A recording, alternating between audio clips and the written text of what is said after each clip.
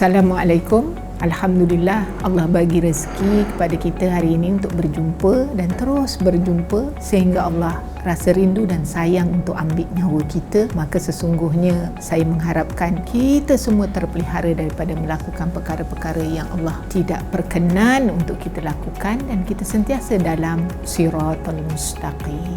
Okey, hari ini tajuk Ustazah adalah amalkan tabayun sebelum sebarkan berita. Saya mohon izin melihat beberapa kata orang ini tafsiran ataupun terjemahan surah Al-Hujurat ayat 6. Ulang lagi, Al-Hujurat ayat 6.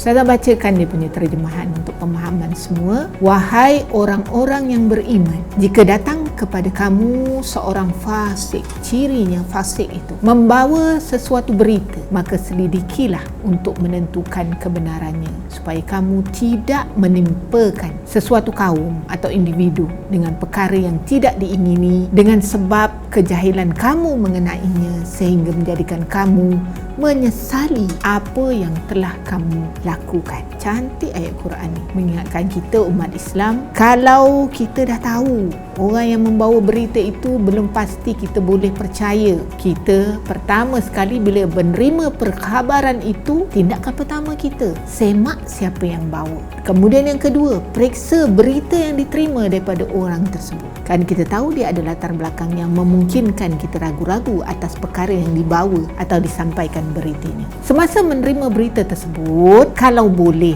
dalam WhatsApp kita hari-hari kita terima, lihatlah siapa yang mengirimkannya, siapa yang menyampaikannya, ada autoriti tak autoriti, boleh dipercayai dan ada ahli. Bahasa ahli ni kefakihan, kepakaran. Contohnya melibatkan kepada hukum hakam, disebarkan sesuatu melibatkan hukum, pandangan, maka kita lihat kepada kefakihan, keahlian dia mengenai maklumat yang diberikan tu tadi, yang disebarkan tu tadi. Dan kita harus mendidik masyarakat untuk menyimak ketulinan fakta. Selain daripada itu, jangan sewenang-wenang. Kalau kita tak yakin, tak pasti, kita pun terus nak sebarkan berita. Lebih-lebih lagi kalau melibatkan aib dan maruah seseorang. Dan perkara ini kita rujuk kepada hadis Rasulullah SAW yang bermaksud, tidaklah seseorang hamba menutup aib hamba yang lain, melainkan Allah akan tutup aibnya di hari kiamat nanti. Hadis ini riwayat Muslim. Jadi ambil keberkatan hadis ini supaya kita dapat berusaha ke arah menambah baik diri kita. Namun bagi perkara-perkara yang boleh menimbulkan mudarat kepada masyarakat, kepada diri kita, kepada orang lain, contohnya dalam kalangan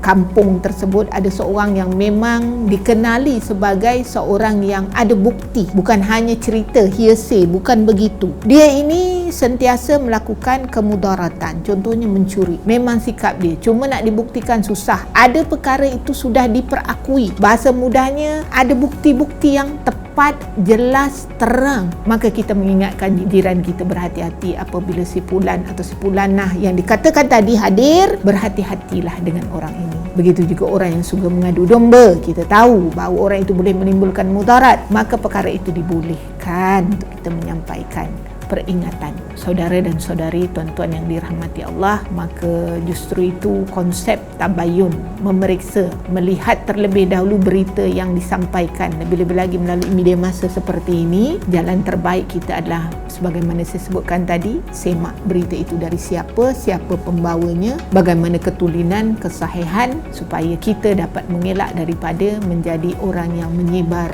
perkara ataupun berita yang palsu, dan kita hendaklah sentiasa mengamalkan konsep tabayun. Gagal melaksanakan konsep tabayun ini akan menyebabkan penyesalan pada diri kita sendiri yang tidak berkesudahan di dunia dan di akhirat. Terima kasih.